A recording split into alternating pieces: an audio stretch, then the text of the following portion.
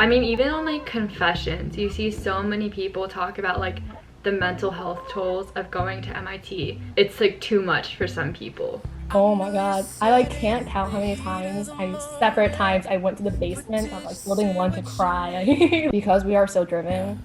Like it is really easy to like overwork ourselves and like put too much pressure. And then all of us started getting cuffed, and I was like, what happened? Like in the span of like 2 months, like everyone got cuffed, and I was like, oh crap! Like I had amassed like a bachelorette season of like Ivy League boys, and I was like, oh my God, this is so bad. And the worst thing is that all their names rhymed. Hey guys, and welcome back to the channel. So today is very exciting because we are going to be interviewing and chatting with my friend Jocelyn. I'm a sophomore right now, and I thought it would be really fun to talk to a senior and kind of get her perspective on like things she's learned at MIT, her opinions, her regrets, and all of the tea now that she is like a month away from graduating. So without further ado, let us talk to Jocelyn, and yeah!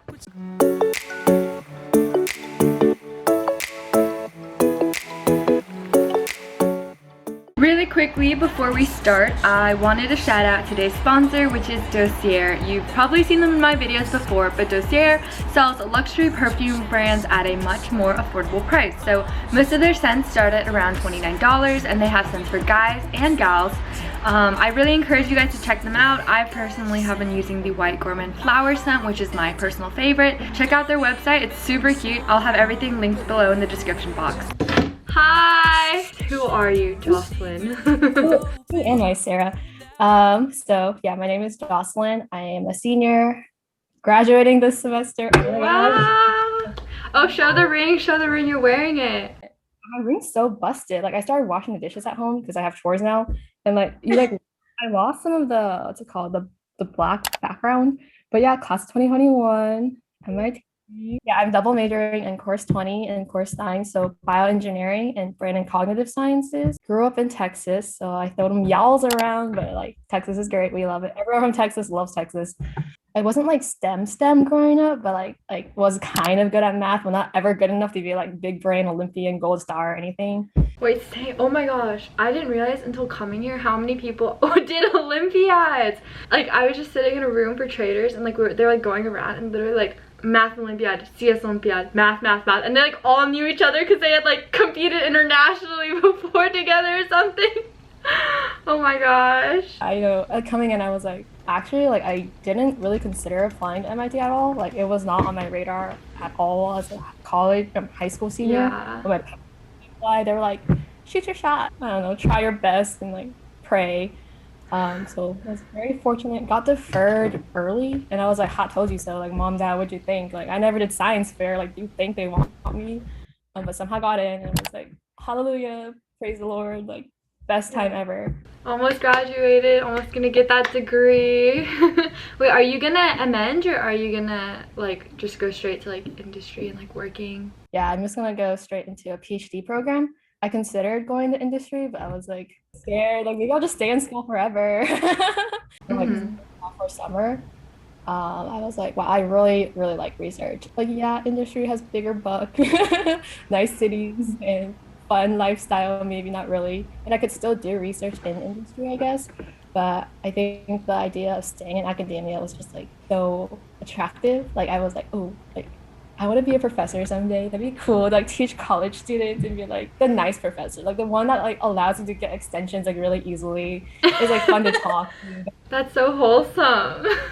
What is your favorite part about MIT? Oh my gosh, this is like the cheesiest answer ever. Definitely like the people. Like I love MIT. School, the campus is like eh. And just like seeing how invested and passionate people are, I think that's like really like cool. Or really fun. Like they all bring such like fun humor and like stories, like the storytelling that people do, like tea sessions, like I don't know, just like oh my gosh. Like all of my favorite memories happen at like crack of hours at like 2 3 a.m. in the morning, either like partying or like hanging out or like pea setting or like crying over pea sets at like 3 a.m. Being here definitely like helps you feel motivated, because like seeing how driven and motivated everyone else is, it like definitely pushes you to like push yourself through MIT way harder. Yeah. Oh, imposter syndrome and like feeling like you're never doing enough is like definitely like a negative burnout is so real, and like taking care of mental health and like yourself as a person instead of like a workhorse is pretty important.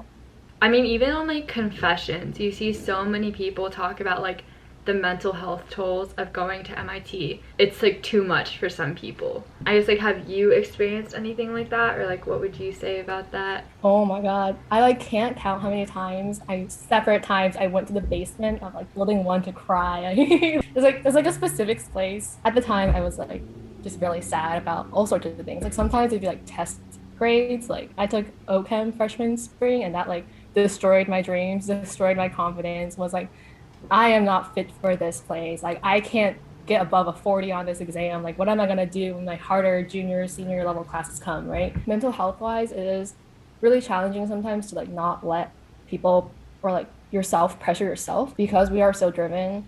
Like it is really easy to like overwork ourselves and like put too much pressure and then get like really narrowed in about like our future and like what we're worth. Yeah. But so much more to life, right? Like you can make a plan, but plans will change. Confessions posts or like people saying like the mental toll is too much. I hate that like that would be a reason that someone would choose not to go to MIT, even though it's like definitely very valid. Especially like one of the biggest things is like even on like breaks or like 4-day weekends, like the homework doesn't stop. Like you're just working through the whole break. It's just like you just go into like a really bad like mental space where like your whole life is just around like your assignments and grades and catching up and watching lectures like every moment and maximizing productivity. Also, wait, kind of in line with that though, now that you're almost graduating, the whole like IHTFP phrase, what do you have to say about that?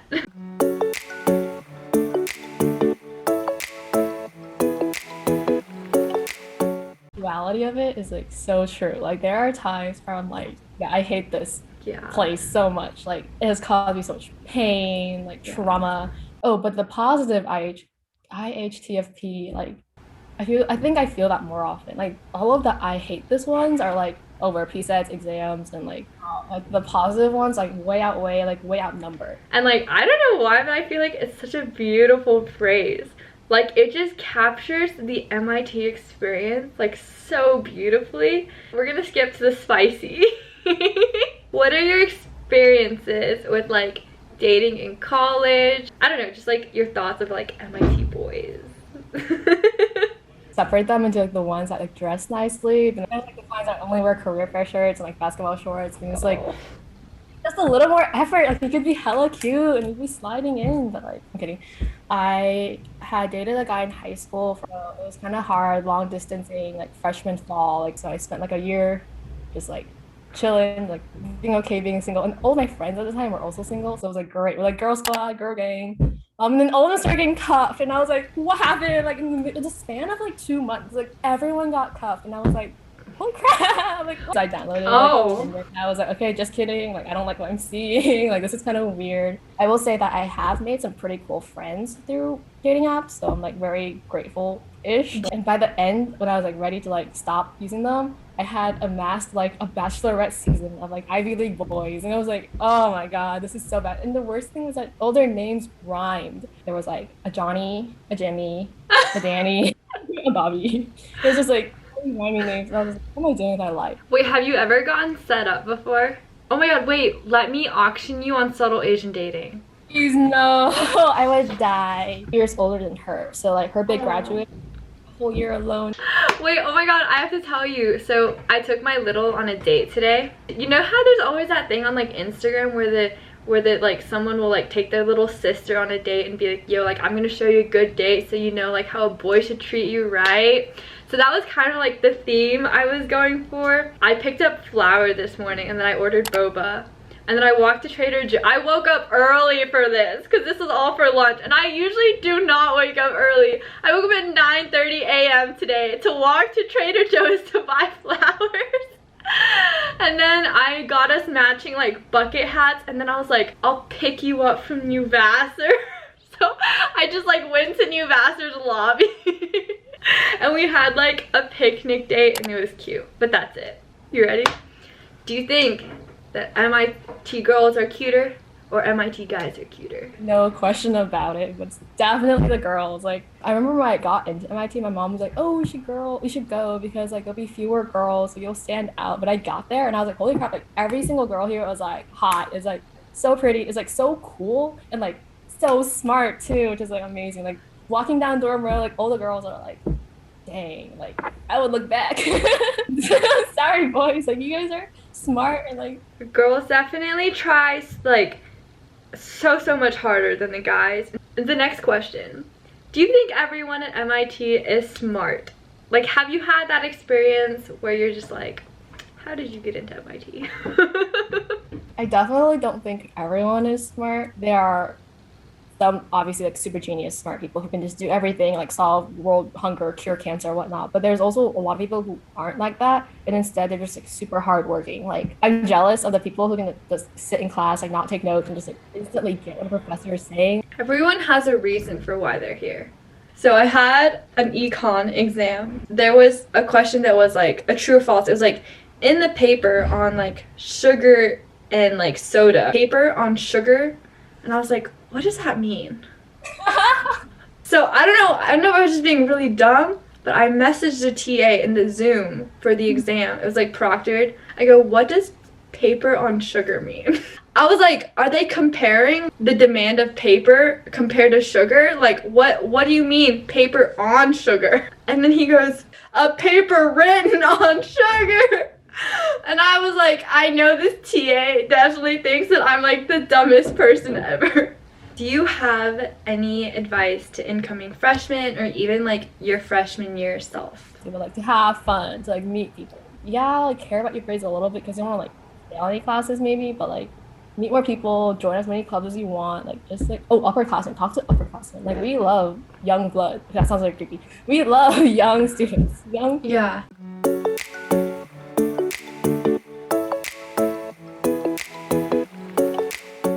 Thank you. I will talk to you soon. Bye-bye.